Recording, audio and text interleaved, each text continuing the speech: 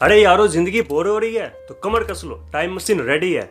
चलते हैं उस जमाने में जब रेलगाड़ियां धुआं फेंकती थी और अंग्रेज थे राजा। लेकिन यारो, ये सिर्फ राजा रानी की कहानी नहीं, बहादुर सिपाहियों की, गांधी जी के सत्याग्रह की और आजादी की लड़ाई की है। तो हंसने, रोने और सीखने समझने के लिए तैयार हो जाओ।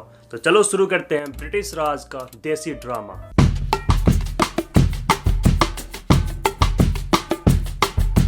याद है ना उन मेड इन इंग्लैंड वाली शर्त का? वो सब शुरू हुआ एक छोटी सी दुकान से, ईस्ट इंडिया कंपनी। ये आए थे धमाकेदार मसालों और सोने की ढेर की तलाश में, पर कुत्ते की तरह बिरयानी की खुशबू का पीछा करते हुए।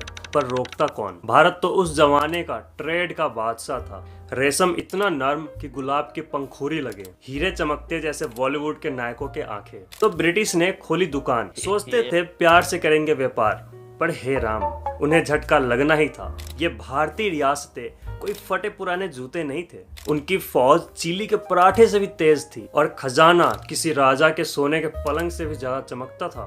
पर ब्रिटिश, वो भी कमाल के धूर्त थे। उन्होंने देखा कि ये रियासतें आपस में लड़ रहे हैं, जैसे आखिरी समोसे के लिए भाई बहन। तो क्या किया? एक राजा को दूसरे के खिलाफ भड़काया, मीठी मीठी बातें की, गठबंधन की, रक्षा की और धीरे धीरे अपना तलवार भी खींच लिया। और देखते ही देखते ब्रिटिश हर तरफ छा गए। व्यापार के रास्ते अपने कब्जे में ले लिए, कठपुतली राजाओं को बैठा दिया और इतिहास की किताब को ही बदल डाला और खुद को हीरो बना दिया।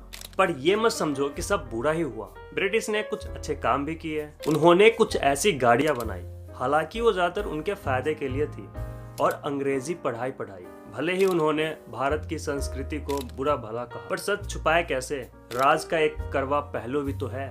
अकाल, लूटपाट, आवाज दबाना, ये थे राजा के रसोई के कुछ चुभने वाले मसाले। और हाँ, संस्कृति का झगड़ा तो भूल ही मत जाना। ब्रिटिश हर देसी चीज को नाक ऊपर करके देखते थे, मानो पिछले साल की होली का रंग हो। तो भाई, अंग्रेजों ने रेलगाड़ियां बनाई, बेशक धुआं फेंकती थी, लेकिन अमीर अंग्रेजों को भारत से इंग्लैंड लेके जाती थी। ये सोच लो, टाइम मशीन की तरह। पर आम जनता के लिए बैलगाड़ी वाली स्पीड भाई, पसीना छूटे ना छूटे, रेल थक कर रुक जाएगी। और पढ़ाई अंग्रेजी थमा दी, और अपना इतिहास, अपना संस्कृति धूल खा गई कहीं अटारी में। सब कुछ बुरा नहीं था यारो। चाय के साथ पकौड़े का मजा अंग्रेजों ने भी लिया। और क्रिकेट, वो तो उनके दिमाग का चक्कर खा गया। धोबी का बेटा शतक लगाए तो उनके नटखट बीवी भी ताली बजाती थी। अब यारो, आजादी की लड़ाई कोई चाय पार्टी नहीं थी। सिपाहियों ने तोपों के सामने सीना तान दिया। गांधी जी के सत्याग्रह ने अंग्रेजों का पसीना छुटा दिया। वो भी वहीं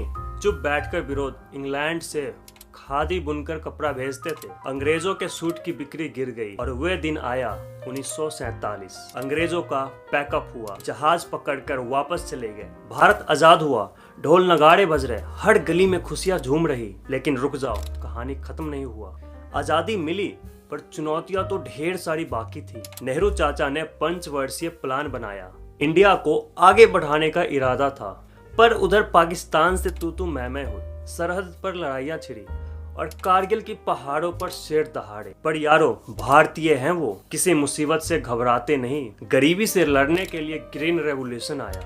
खेत हरे भरे हुए, अनाज का ढेर लग गया, शिक्षा का मसाल जलाया गया, हर गली में स्कूल खुल गए, बच्चे किताबें पढ़ने लगे, न कि अंग्रेजों के जूते पॉलिश करें। पर हंसते खेलते ये मत समझो कि सब कुछ ठीक है। भ्रष्टाचार का कीड़ा अभी भी फनफनाता है। गरीबी अमीरी का गैप और चौड़ा हुआ। पर्यावरण का मुद्दा भी गर्माता है। नदियां रोती है, पहाड़ हिलते हैं।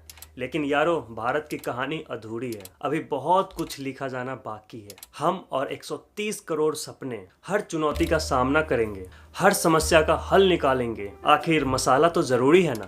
जिंदगी में थोड़े ट्विस्ट, थोड़े टेस्ट, राज के राजतंत्र, कहानी तो जारी है यारो। जिंदगी में मसाला, हौसला और ढेर सारे सपने लेकर भारत के भविष्य चमकने वाला है। तो दोस्तों, मिलते हैं किसी और वीडियो में इसी तरह इंटरेस्टिंग, फैसिनेटिंग कहानियों के साथ। तो जय हिंद। सब्सक्राइब करना मत भूलना और अपनी राय कमेंट सेक्शन में जरूर देना। बाय।